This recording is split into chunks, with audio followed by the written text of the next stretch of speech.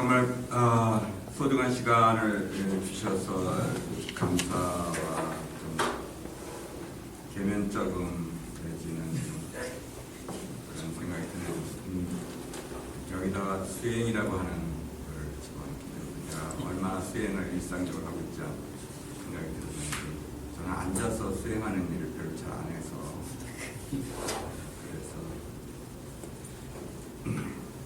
그렇지만 오늘 아무래도 제가 좀 창작을 하지는 못하지만 이 지구상에서 삶에 도움이 되는 것에 대해서 갖다 쓰는 사람으로서는 잘 갖다 쓰는 사람의 한 사람으로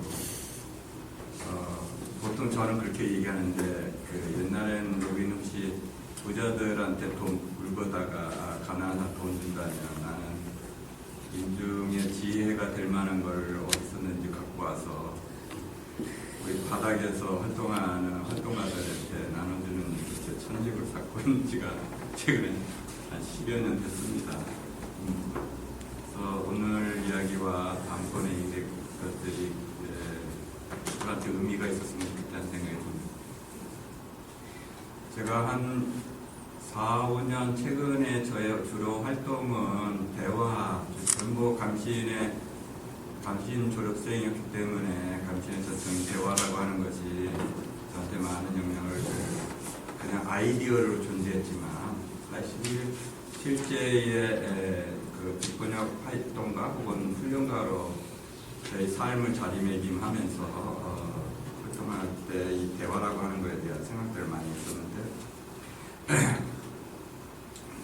현장에서 최근에 저는 예를 들면 이 대화를 통해서 어떻게 우리가 진정한 것을 서로 나누면서 근원적 민주주의를 향해서 가거나 미래 사회를 어떻게 구축하거나, 그리고 그 대화하는 방식이 서클이라고 하는 방식을 통해서 어떻게 할지에 대한 여러 차례 시도를 했고, 그래서 최근에는 뭐 평택평화센터니 아니면 화성의 금물과학교, 그리고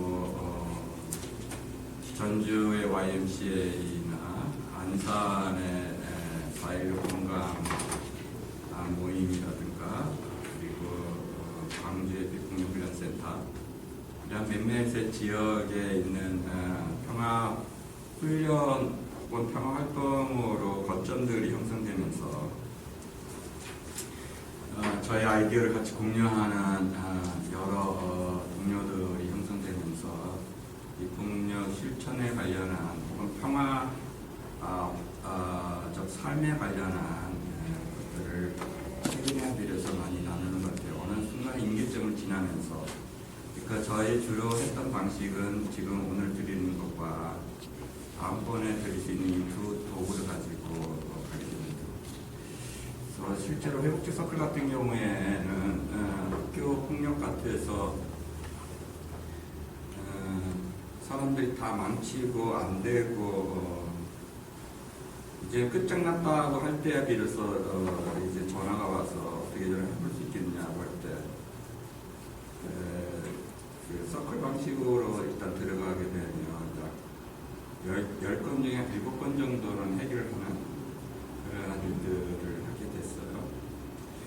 최근에는 개인 상담도 어떻게 이런 서클 이런 제가 상담가는 아닌데 몇 가지 원리가 터득이 되면서 제가 주로 상담하는 사람은 흔히 말하는 좌빨 그 운동가들이 가정폭력이나 가정에서 애들하고 아내는 히스테리가 막 증상이 나고 애는 애 나름대로 뭐 엄청난 일들이 최근에 많이 벌어져서 다른 사람한테는 시간을 못 내지만 그렇게 그 소수 운동을 하는 사람들의 경우에는 좀 전화가 오면 이야기를 하면서 그렇게 아름아름 하면서 하는데 작동이 되더라고요.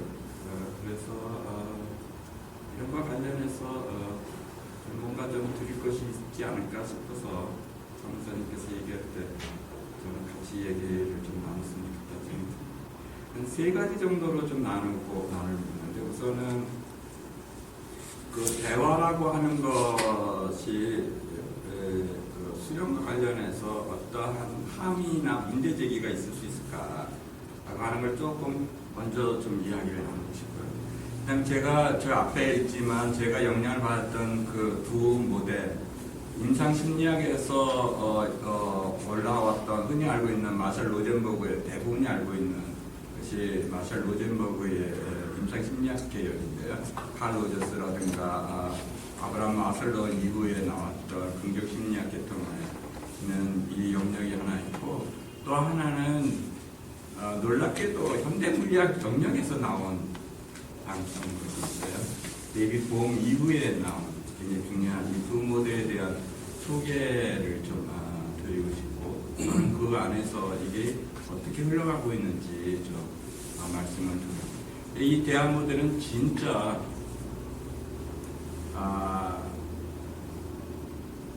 좀 날카로운 상황 속에서 일어나는 것들이었거든요. 이렇게 추상적으로 아카데미에서 일어나는 문제가 아니라 종족 갈등이라든가 이런 데 관련해서 들어가서 얘기했던 부분이거나, 아니면 편견과 집요한 어떠한 그 방식과 관련해서 데이비드 봄 이런 사람들이 제시했던 이런 것들은 현재 학습 조직론이라고 그래갖고 거대한 물결처럼 지금 현재 다가오고 있는데, 왜냐하면 2025년이 되면 불과 이제 한 7년, 8년 남은 이 앞에 그 UN 미래 보고서에 보면, 그 2025년 보고서에 보면 현재 초등학교 2학년 정도, 2, 3학년 정도 들어간 애들은 대학 나오면 자기가 들어갈 때와 나올 때 65%가 새로운 직업을 보게 된다는 것이었고요. 그것이 바로 이제 인공지능에 관련된 건데, 인공지능이 우리가 열심히 일하거나 열심히 일하는 건 다 인공지능한테 직업을 뺏긴다고 하는 거였거든요. 그래서 이런 상황에서 곧 우리에게 닥칠 일들인데, 그래서 이 커뮤니케이션 C자 시작을 주로 하는데, 그래서 핀란드 경우에는 작년에 지금 우리처럼 배우는 국어, 수학, 영어 뭐 이런 걸 다 완전히 바꿔버렸어요. 8월 달에. 그래서 현상에 기초한 교육, Phenomena Based Education이라는 말을 쓰는데요. 그래서 문제 해결형 수업으로 통합교육으로 가는 정도로 국가가 아예 바꿔버렸습니다. 그 시스템, 교육 시스템을.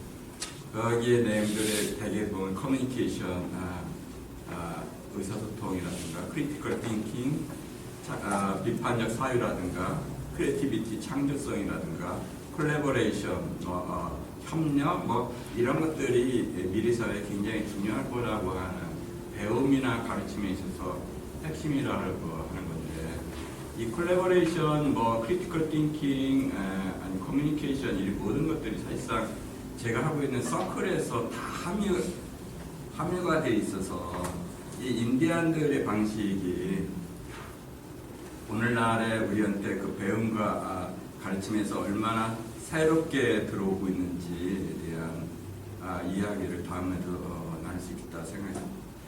그래서 제가 지금 얘기하고 싶은 거는 어쨌든 서두에서 좀 어떠한 그 화두 던지기, 그 다음에 한 모델, 그 로젠버그의 모델에 대해서 이게 어떠한 의미를 우리한테 가미하고 있는지, 그 다음에 서로 좀 약간 그에 대한 질의응답하고 잠깐 쉬고, 그 다음에 현대물리학에서 얘기하고 있는 이 몇 가지 이야기들이 실제 조직이라든가 단체에 어떠한 영향력을 현재 미치고 있는지에 대한 이야기를 하고 마무리했으면 좋겠다는 생각이 듭니다.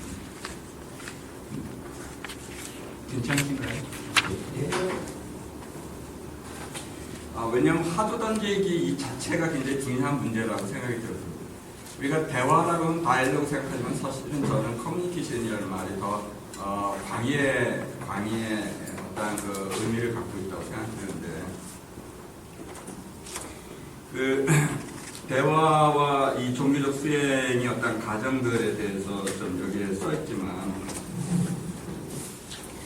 그 우리가 이걸 지금 본다고 하는 거는, 지금 이것이 본다고 하는 거는 우리가 이거 본다고 할 때, 관한다고 할 때 수행에서 알아차림이라든가 그럴 때 이 사물이 나한테 이게 와서 이 뒤에 이제 이게 그 상이 다시 되는데, 보면 그대로 우리가 상을 그 뒤에 시신경을 통과해서 이 뒤에서 이 이미지가 그대로 있는 게 아니라 이 어떠한 매력, 어떠한 물체는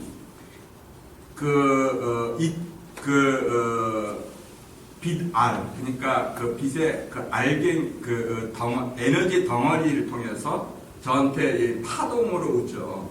파동으로 오면 이 시신경을 통해서 우리 안에서는 그 전자력으로 이게 바뀌어져요. 그러면서 그 전자력의 파동으로 바뀌고, 그 다음에 그 시신경에 지나면서 신경 물질과 신경세포 이쪽에 지나면서 시냅스라고 하는데, 이 공간에서 이게 발화하면서 움직이면서 과학적인 전달 물질과 결합이 되면서 다시 뒤에 가거든요. 다시 말하면 그대로 이 상이 하기보다는 몇 가지 변환 작업이 일어나는데 커뮤니케이션이 일어나야 돼요. 그 자체 관련해서도 그렇고. 그 현대 물리학에서도 또 다른 얘기를 보면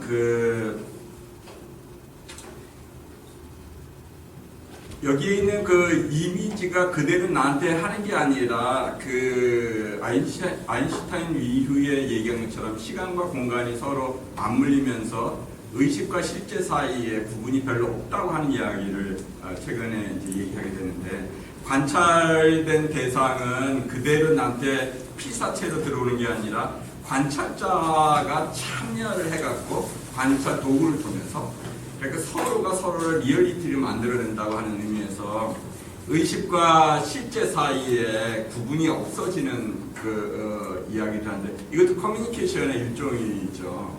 관찰자와 관찰 대상, 그리고 관찰 수단과 관련한 것이 같이 서로에게 참여하면서 우리가 리얼리티를, 실제라고 하는 것을 경험하게 됩니다. 근데 그래서 이 커뮤니케이션이라고 하는 거는 의식과 실제에 있어서 어떻게 연결하는가라고 하는 문제가, 내가 본다고 할 때에 이 의식과 실제 사이에, 그리고 그 실제를 어떻게 보는지에 관련한 수단과 관련한 여러 가지 것이 같이 연결되어 있을 텐데, 지금까지의 우리의 수행에 관련해서는 직접적인 간접적이든 간에 이 커뮤니케이션이라기보다는 사물을 그대로 직관하는 그것에 관련한 것이 많이 있는데, 제가 지금 초대하고 싶은 거는 우리들이 문제가 많은 이 세상에서 그것이 무엇인가에 대한 그 사물에 대한 직관보다도 사건, 우리한테 무엇이 정말로 일어나고 있는가를 어떻게 알 수 있느냐, 사건을 본질적으로 직관한다고 하는 것을 우리가 어떻게 다가갈 수 있는 거지, 그 얘기와 관련된 문제들이 커뮤니케이션에 있어서 굉장히 커뮤니케이션과 관련된 문제다. 이런 문제들은 무엇이 현상이 존재한다고 하는 것에 대해서 내가 다가간다고 할 때 나를 명징하게 안에 있는 어떤 생각들을 다 내려놓고 사물의 직관에 관련해서 다가가기를 원했지만, 실제 문제가 많은 어떤 삶 속에서 다가갈 때, 사건이 벌어지고 있을 때에는 그렇게 고정된 것이 아닌 역동적인 어떤 에너지들이 움직이고 정보들이 막 움직이는 이 상황에서 진실 여기서 무엇이 일어나는지에 관련해서 어떻게 이것을 알아채리고 그에 대해서 적절하게 대응할 수가 있지, 이러한 것들은 커뮤니케이션과 관련된 문제라는 것이죠.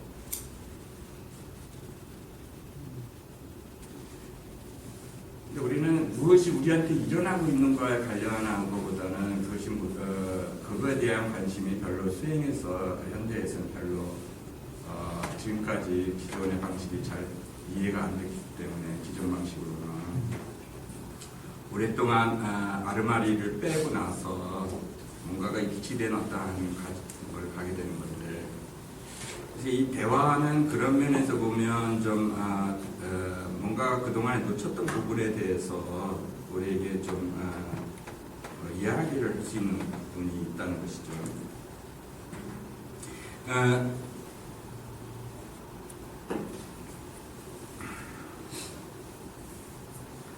적대적인 두 사람이나 그룹들이 앞에서 완전히 상대방에 대해서 증오와 그리고 자기 견해와 저쪽 견해가 완전히 부딪히면서 있는 이런 상황에서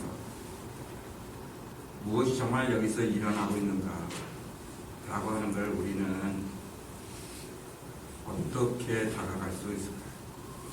그래서 거기에서 내면이든 그 전체 상황에서 무엇이 일어날 때 우리가 뭘 봐야 되는 거고,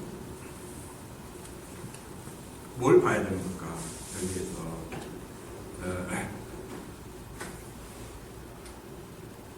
그렇게 하고 우리의 삶에 있어서 어떤 이 복잡한 거라든가 아니면 어둠이라든가 어떤 힘든 거 뭐 이런 것들 일터와 관련해서 일터가 에너지를 계속 소진시키고 그 다음에 내가 이제 이게 아니라 좀 내가 좀 마음이 좀 그러니까 마음을 닫고 와서 그래서 어딘가 가서 공간을 벗어나서 거기서 채워갖고 다시 여기 와서 여기다가 붓고 그렇게 하고 또 가고 그래서 뭐 토마스 머튼이나 틱나탄이나 아니면 에카르트 톨레나 그분들의 어떤 그 이야기를 사색하면서 다시금 이제 마음이 쿨해져서 다시 일러보는 이 방식이라면 다른 분한테는 여유가 있을지 모르지만 저 같은 사람에게는 이 삶이 저한테 거의 부활 이상에 차지하는 이것이 일터가 어떻게 생츄어리, 성소가 될 수 있을까? 에너지를 자가 발전시키면서 내가 여기에 헌신하고 있는 거에 관련해서 오롯이 설 수 있을까? 특별히 이 지배 체제에서 소수 가치 운동을 하는 사람들이 그렇게 많지가 않은데 그 몇몇 사람들이 버팅기면서 그 현장을 책임지고 그다음 목소리를 내면서 공간을 만들어내고 있는 이런 삶에서 자기가 하고 있는 데에서 뒤로 물러서지 않으면서 그 안에 그들한테 무엇이 정말 일어난지에 대해서 그것을 자기가 통합해 나가면서 진정한 자아로 혹은 온전한 삶에 관련한 이 어둠이나 복잡한 이런 것들도 하나의 기여할 수 있다고 하는 것에 대해서 어떻게 내가 저들한테 도움을 줄 수 있을까? 이런 것들은 저의 실질적인 문제인 셈인 거죠. 그래서 그런 문제에 관련해서는 커뮤니케이션이라고 하는 것이 그렇게 인상심리학이나 단순히 그러한 부분을 넘어선 우리의 삶의 어떤 것을 보게 되는 중요한 것을 줄 수 있다고 하는 것이 저의 신념이고 또 실제로 해보니까 저가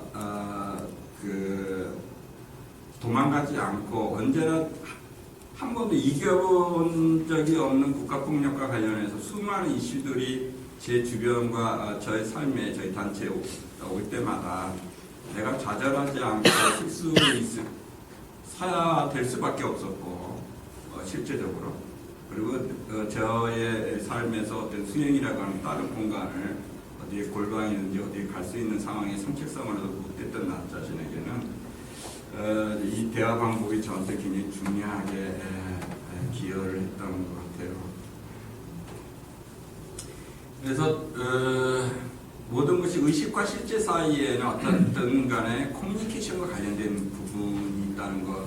두 번째, 우리들의 삶의 실제 일터가 어떤 힘들고 어렵고 뭐 이러한 것과 관련해서 에너지를 소진하는 게 아니라 에너지를 계속적으로 일으켜 세울 수 있다면 그럼 나한테서 뭔가 이것이 일어나는 것에 대한 커뮤니케이션이 필요했던 부분이 있었다는 거죠.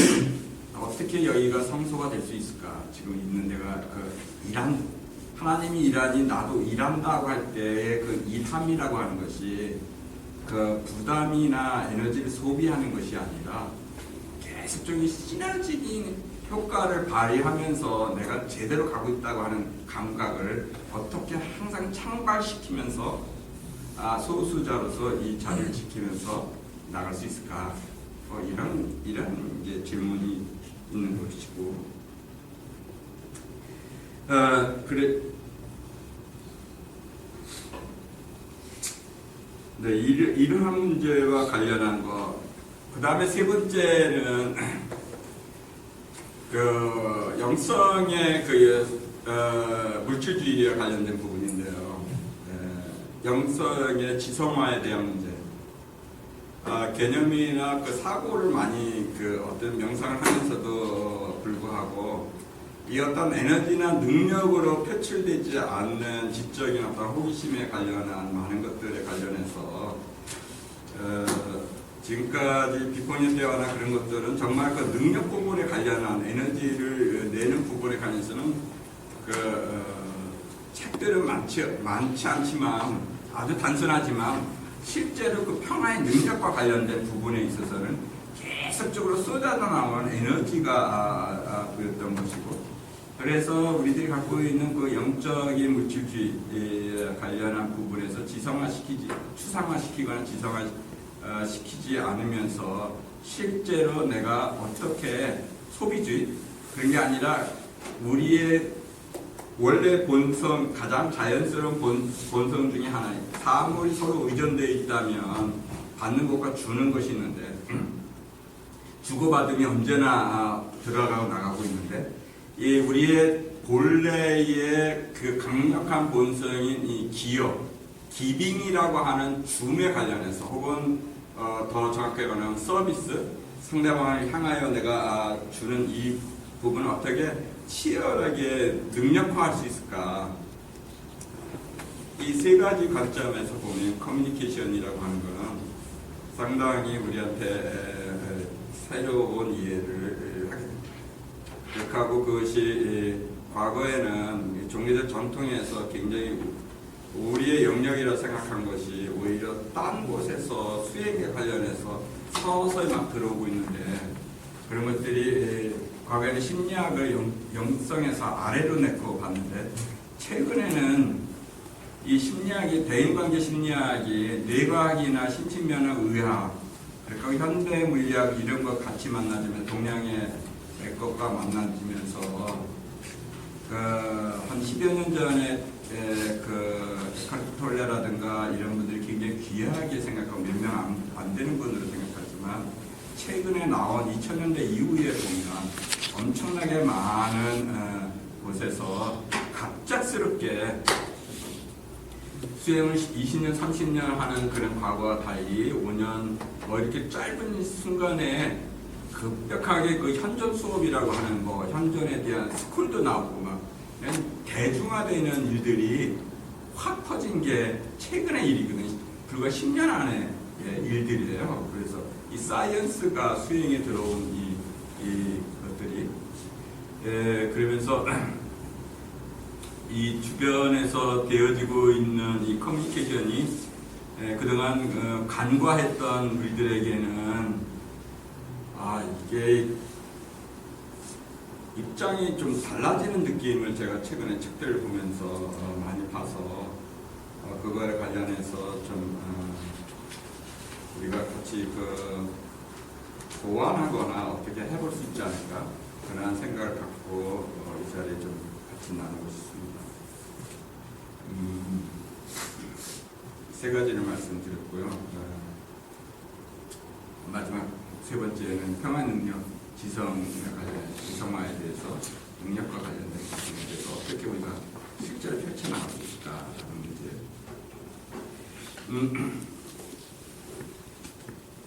비포니 때와의 마셜 로젠버그와 그다음에 데이비드 봄은 한 사람과 관련해서 특이한 영향을 받았습니다. 그 사람은 바로 인도의 요기의 중요한 크리스티나 무리티라고 하는 사람이었었어요. 네, 크리스티나 무리티가 갖고 있는 그 이해한다고 하는 거에 관련한 것들이 인상심리학 계열로 하나로 뻗쳐나가신 마샬 로전버프가 만났던 부분이고요. 칼로제스라든가 이 둘을 합쳐서 만났고, 그래서 꼭 피어난 것이 비포뉴 대화라고 하는 것이 하나였고, 또 하나는 바로 데이빗 봄이라고 하는 이쪽 영역에서 과학적 수행이라고 하는 것과 관련된 부분에 관련해서, 과학적 실천의 부분에 관련해서 나왔던 것이었죠. 본다고 하는 것에 대한 것에 대해서 두 사람은 각각의 다른 길을 가면서 대화와 관련된 것들을 우리 이 세상에 내놓게 되는데요.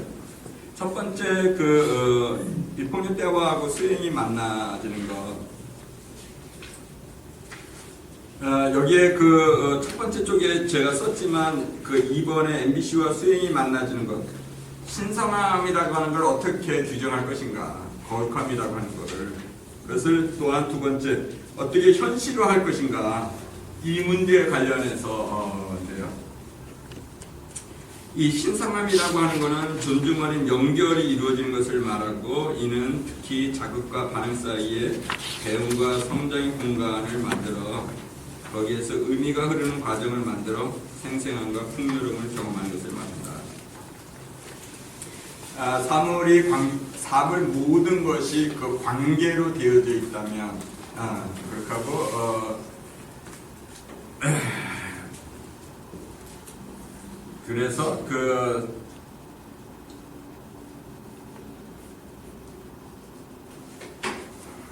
파커 파머라고 하는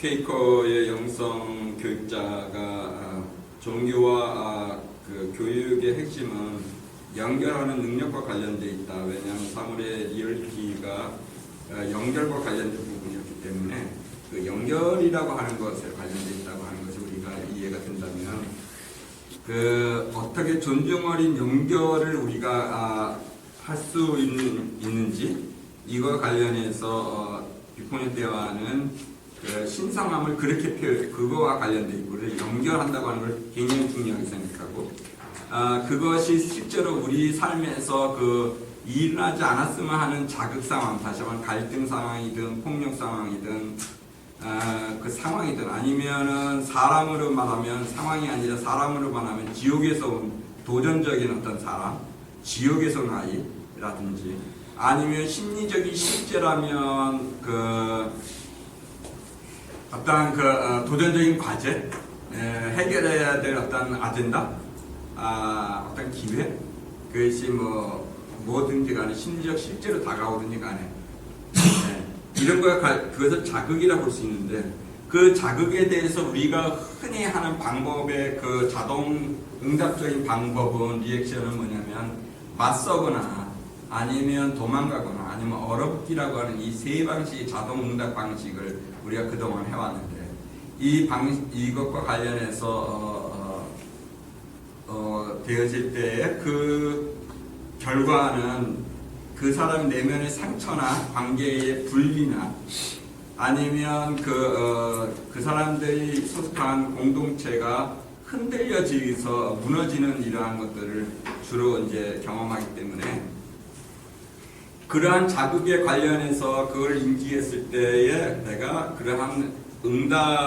자동 반응의 응답이 아니라 배움과 성장이라고 하는 어떠한 것을 어떻게 돌릴 수 있을까?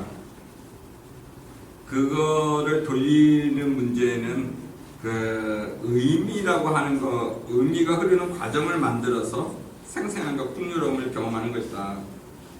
그래서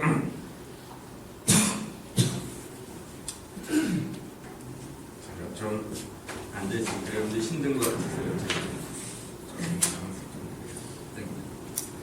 저는 촬영을 하고 있는 거죠. 그래서 이렇게 자극이 상황으로 다가오든, 아니면 불편한 관계로 오든, 심리적 영역에서 도전적인 과제로 오든 간에 자극이 나한테 인지되어지면, 우리들은 이거에 관련해서 기존의 방식이 자기 논리의 정당성에 의해서 이게 치고 들어가든 영향을 주려고 하든 아니면 그걸 나중에 와서 이렇게 물러서든지 간에 아니면 이거에서 자기가 그 속에 그 휩싸여서 그거가 자기를 운전하게 만드는 그래 어렵기 이 세 가지 사이에 이런 반응 사이에 그러한 방식으로 가는 게 아니라 내 자동 반응이 아니라 나한테 가장 내가 성장과 배움이 일어나는 방식으로 선택하는 방식으로 반응이 아니라 응답해야 하는 방식으로 리액션이 아니라 리스폰스 하는 방식으로 어떻게 이거를 맞이하면서 다가갈까. 그래서 이거에 관련해서 커뮤니케이션을 굉장히 중요하게 생각하고 이 맞이하고 가는 과정을 맞이하게 될 때에 이거 자체에 대해서 이것이 문제이고 해결책을 나도 모르는데 아무도 이 공동체에서는 일어난 일에 관련해서 대답이 확연히 떠오르지 않는데 복잡하고 그렇고 모호하고 그렇게 있을 때 지성을 어떻게 발생시킬까를 먼저 알고서 그에 대한 뭔가를 알고서 가는 게 아니라 요 자극이 오면 나도 모른다면 여기서 오고 가는 어떤 프로세스 과정이라고 하는 의미가 흐르는 과정을 중간에 세팅하게 되면 그 결과는 언제나 풍성하고 생생한 방식으로 출현하게 되어 있다.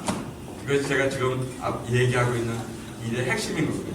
예를 들면 우리한테 거칠고 힘든 것이 그 플러그인에서 뭔가 정보가 들어오게 되면 그 결과가 가정에서 아름답고 선한 것이라고 하는 것을 프린트 아웃으로 나오게 된다면 이 사이에는 소프트웨어 프로세싱이라고 하는 것이 존재하기 때문에 이 둘 사이가 가능해지는 거거든요. 이 프로세싱이라고 하는 것이 바로 커뮤니케이션과 관련된 부분이고 이 커뮤니케이션이라고 하는 걸 소프트웨어를 여기다 어떻게 설치하느냐에 따라서 이 결과가 나오는데 대개 이렇게 한 사람은 여기 있는 사람은 저 사람이 나쁜 놈이라든가 뭐 그런 어떤 딱지를 갖기 때문에 고정언을 가지고 하기 때문에 프로세스에 대한 개념을 모르기 때문에 커뮤니케이션이라고 하는 개념을 모르기 때문에 언제나 선한 의도든 뭐 어떠한 중요한 뭐가 있더라도 결과는 비참해지고 자기가 원하는 방식으로 결과가 안 나오는 방식이 오기 때문에 이 두 사이의 연결점의 가운데를 어떻게 우리는 커뮤니케이션이라고 하는 프로세스를 여기다 집어넣을 건가. 그래서 항상 나한테 다가오는 것이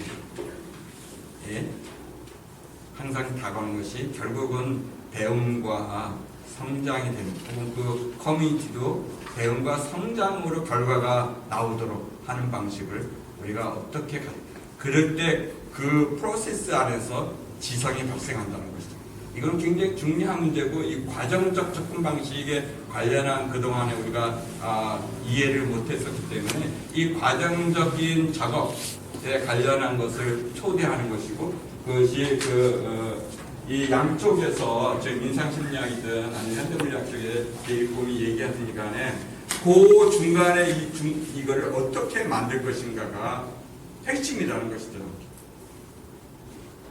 예를 들면 여기에서 우리가 어떤 피튀기는 어떤 논쟁을 하게 되는 거에 있어서 각자가 다른 의견을 가지고 나하고는 전혀 대치가 되고 있는 말을 나아가 볼 때는 엉뚱한 말이라 하는 걸 저쪽에서 나 같이 하고 전혀 이해가 되지 않는 것을 얘기하고 있는 순간에 우리는 이 과정적 과정을 모른다면 저 사람은 언제나 여기 대부분이 나하고 여기 있는 사람들이 다 괜찮다고 생각하고 4분의 3 괜찮은데 소수자인 저 사람이 왜 자기가 여기서 얘기한 사람들의 다 지성도 수많은 사람들인데 자기가 옳다고 주장하는 저는 판단이 들고 이 전체 분위기를 망치는 저 사람에 대한 불편함이 있고 그래서 제가 옳다고 하는 논리와 저 사람이 갖고 있는 이미지, 저 사람에 대한 이미지가 맞붙으면서 논쟁과 논쟁이 이제 대결할 텐데요.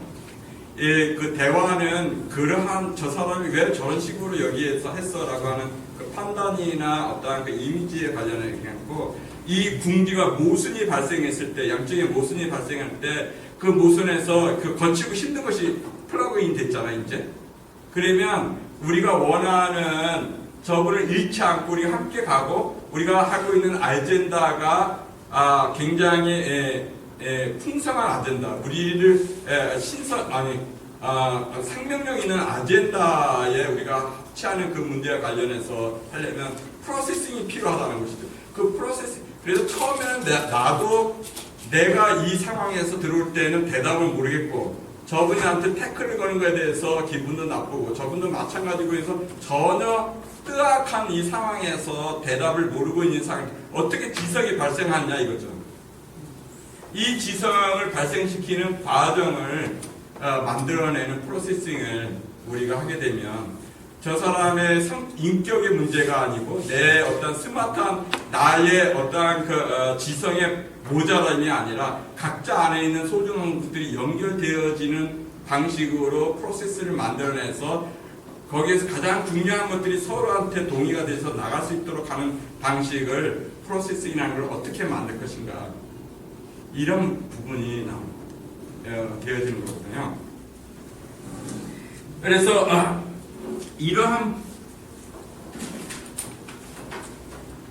그래서 그 생생하고 풍요로움을 그래서 결과적으로 어떻게 도출할 건가. 그래서 연결의 존중 어린 연결이라고 하는 거가 단순히 그 윤리적인 문제를 넘어선 굉장히 작동이 있어 굉장히 중요한, 혹은 삶의 굉장히 근본적인 문제, 존재론적인 문제에 연결되어 있고요. 그리고 우리가 서로 작업과 반응하는 이 사이에서 그런 프로세싱을 만들어내서 의미가 흐르도록 하는 과정을 세팅해 놓고, 그 다음에 그 결과가 너한테도 나한테도 소중한 것에 대해서 내가 맛보고 우리의 의견을 통해서 굉장히 시너지가 되는 풍성한 결과에 대해서 서로가 깊은 윈윈하는 그런 결과를 경험하게 만드는 것. 나는 이거를 우리는 신성함이라고 표현합니다.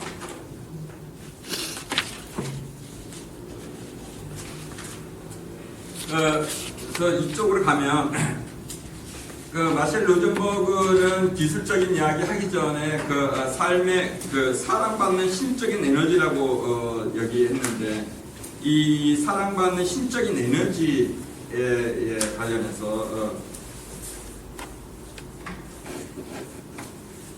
우리가 모두가 원하는 건 생명력 있는 어떠한 그 충일감, 기쁨, 경이로움을 사는 것이고, 그리고 이것이 바로 우리가 서로가 서로에 연결되어야 되는 방식이기 때문에, 우리가 연결을 통해서 이 사랑받는 신적인 에너지를 서로 느끼게 되고, 그리고 우리가 보고 맛보고 느끼고, 나 자신 우리 모두가 신적인 에너지고, 그래서 그러한 연결 방식을 통해서 나도 우리 모두가 사랑받는 어떤 신적인 에너지가 연결되어 있다고 하는 것. 그래서 추상적이지 아니라 그 에너지, 그 충일감, 생생함, 풍요로움, 그걸 눈에 그대로 보는 거고 경험하고 있는 경험체로 우리가 느끼고 있는 거기 때문에 신도 살아있고 에너지도 살아있고 나 자신도 살아있다는 느낌이 있고 우리 조직도 살아있다는 느낌이 있고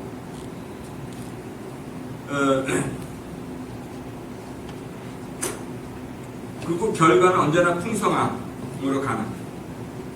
그래서 충분한 각 존재가 서로 대화를 통해서 더욱 풍성함으로 나가는 그러한 그리고 우리 모든 일이나 그런 것들이 놀이가 되어버리는 딱 그러한 상태에 관련해서 이제 로젠버그는 이제 상상을 하고 있고, 그거에 대한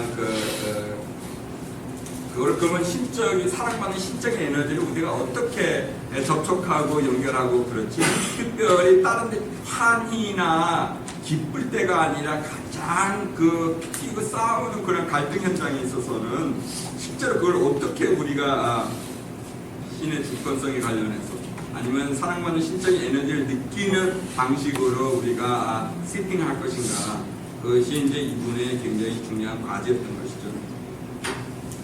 그래서 두 가지 전제가 있는데 첫 번째는 기여하는 거에 대해서 나의 웰빙, 잘 있음, 와 너의 웰빙, 너의 잘 있음에 관련해서 어떻게 우리가 그런 거죠?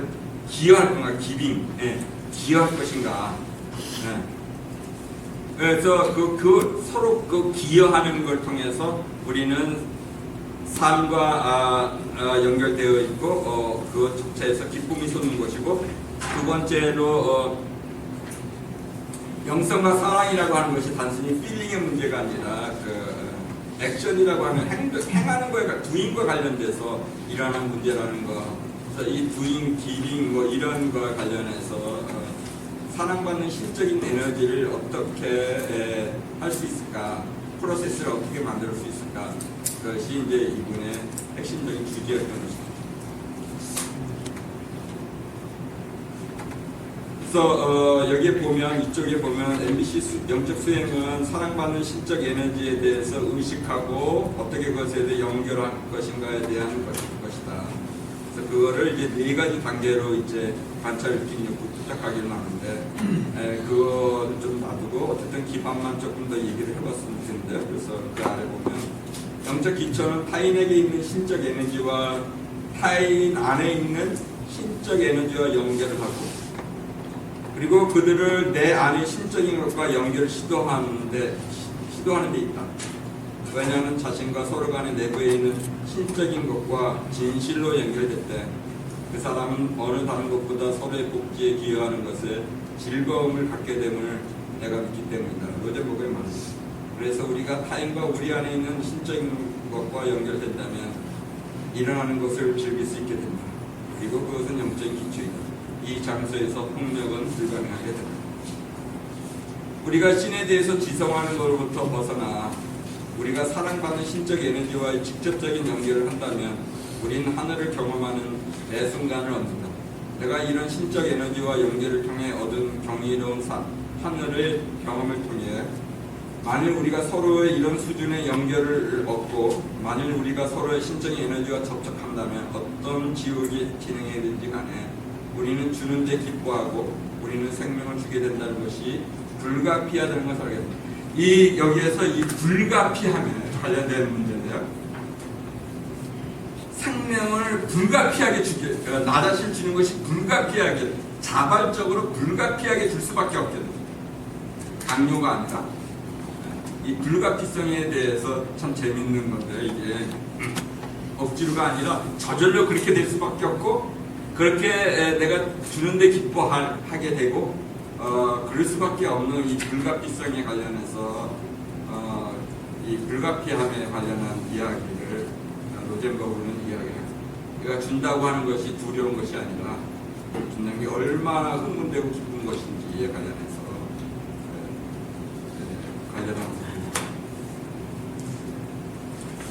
그러면 그래서 인색심리학에서 가장 중요한 문제가 갈등이나 어떤 어려움이 생겼을 때 저는 그 단어가 묘한 말인데 무엇이 중요하냐 무엇이 살아있느냐라고 하는 것이 굉장히 큰 차이가 있다고 생각이 들어요.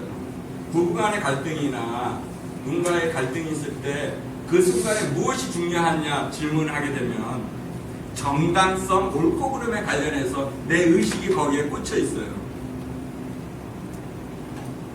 그래서 상대방이 얼마나 잘못한 건지, 내가 얼마나 이게 옳은 건지, 어떤 뭐가 잘못된 건지에 대해서 패를 까면서 설명해주면 상대방이 동의할 거라고 생각하는데, 실제로 보면은 굉장히 서로 간에 이제, 그러면 이제 이기는 자, 지는 자 싸움이 돼버리게 되고, 그러면 내가 9개의 정당성을 갖고 상대방이 하나의 정당성을 갖고 있더라도, 하나의 정당성을 갖고 있는 사람이 자기가 아예 소리 하면 루저가 되니까, 이름자가 되니까, 패한자가 되니까, 두려움이 쌓이게 되고 수치감이 일어나니까 절대로 그걸 놓지 않고 대들게 되죠.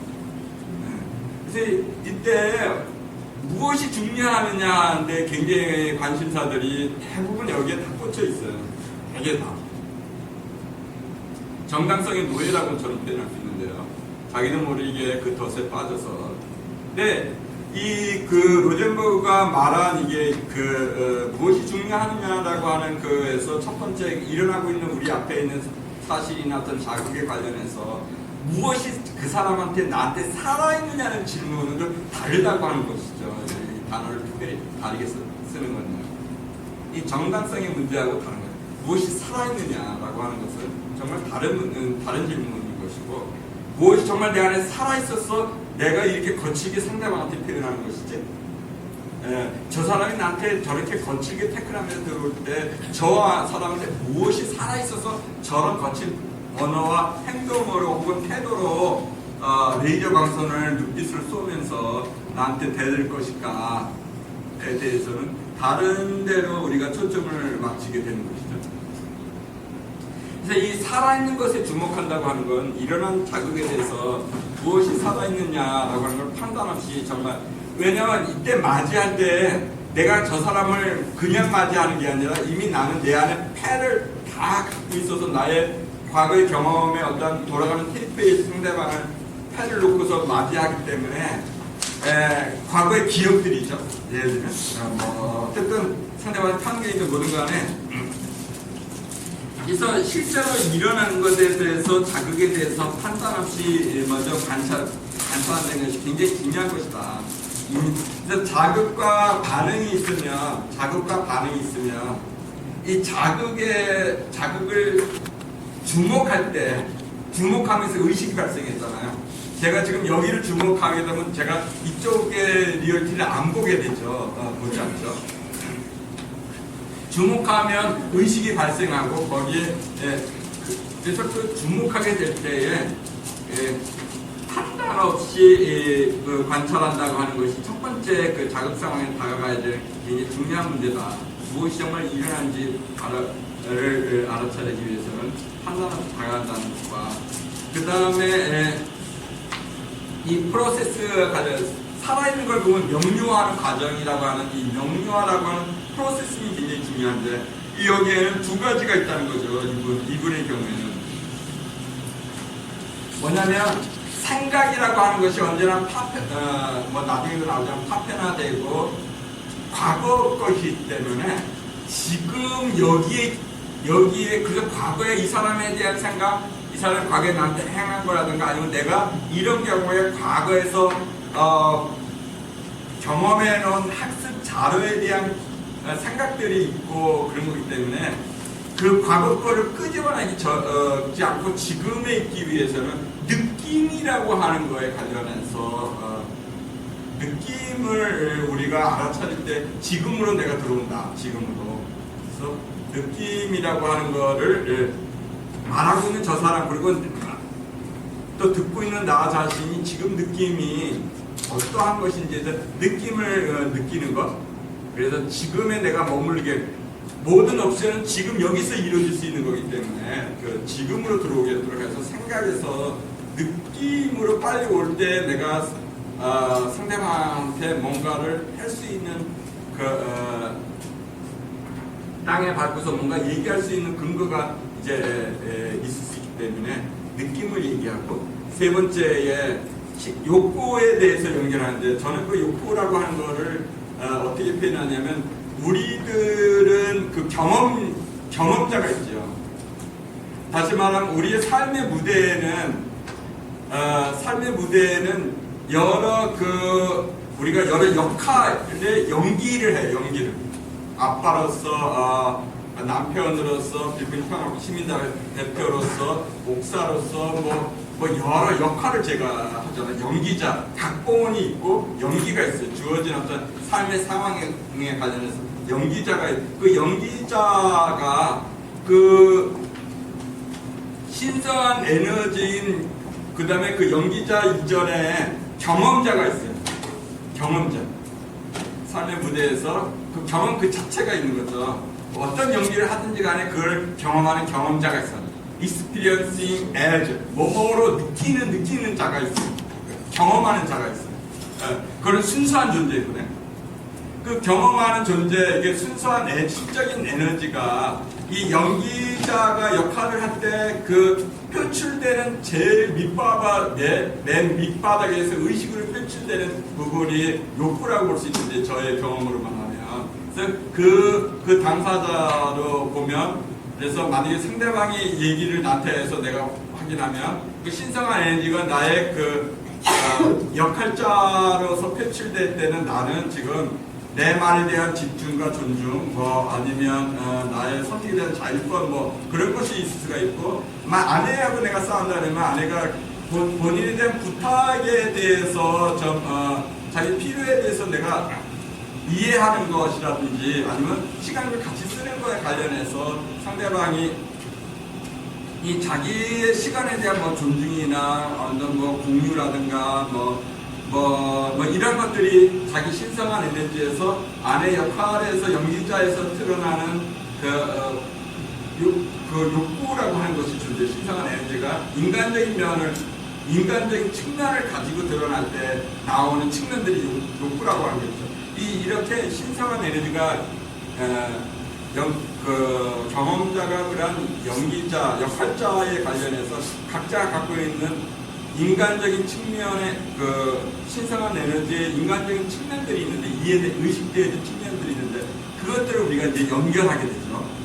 그래서, 당신은 내가 들어와서 가정 청소에서 같이 당신의 시간에 대한 존중과 내가 협조해주고 그리고 당신에 대한 배려와 돌봄 이런 것들이 필요한 거고, 나 같은 경우에는 나의 선택에 대한 라든가 아니면 물어보고서 해줄 수 있는 그런 존중이라든가 이런 것들이 필요한다면, 이 각자에 있는 그 신성한 살아있는 것에 관련해서 연결을 통해서 그러면 어떻게 서로 그거에 대해서 상대방한테 기꺼이 기여할 수 있지? 줌이라고 하는 것이 우리의 강력한 본성적이고 강력한 에너지라고 했으니까, 본성이라고 얘기했으니까, 그래서 어떻게 내가 상대방한테 기여할 수 있는지 서로에게 이런 자발적 기여의 부분에 관련해서 아이디어를 내서 쌍방을 더욱 풍성케 하는 방식으로 우리가 요구에 대해서 부탁을 하거나 아니면 응답을 하는 방식으로 나가게 된다. 그래서 루덴버그는 이렇게 살아있는 것을 주목하고 명료하고 그것을 기여하는 이 세 가지 방식, 세 가지를 하나의 일련의 프로세싱이라고 하는 방식으로 세팅하고 그걸 가지고 이제 수많은 변화들이 일어나는 것이었죠. 그래서 결과가 서로의 풍성한 삶에 관련된 부분입니다. 어떻게 우리가 가져오게 할 수 있을까? 당신을 위해 삶을 더 놀랍게 하기 위해서 내가 무엇을 할 수 있는가? 그래서 이렇게 되면 우리는 어떤 생생함과 그리고 풍성한 삶에 관련해서 제가 아까 설명드린 대로 그것이 어떠한 것이 인풋이 됐든 간에 이 생생함과 풍성함이라고 하는 아웃풋과 관련해서 이 세 가지 방식에 관련해서 관찰과 느낌 욕구, 두 번 명료하는 과정, 그리고 서로 기여하는 이 세 가지 작동 시스템을 세팅할 때는 이 프로세싱을 하게 되면 모든 것이 그렇게 바뀌어진다, 저절로. 이러한 영혼의 연금술, 혹은 상대방을 맞이하고 대화하는 연금술에 관련해서 루덴버그가 이해했던 것이고, 실제로 이걸 해본 아주 이렇게 단순한 방식에 의해서 많은 사람들이 대화 관련해서 자기 사람들이 큰 도움이 됐다는 고백들을 우리가 듣게 되는 것이죠. 제가 스톱을 할게요.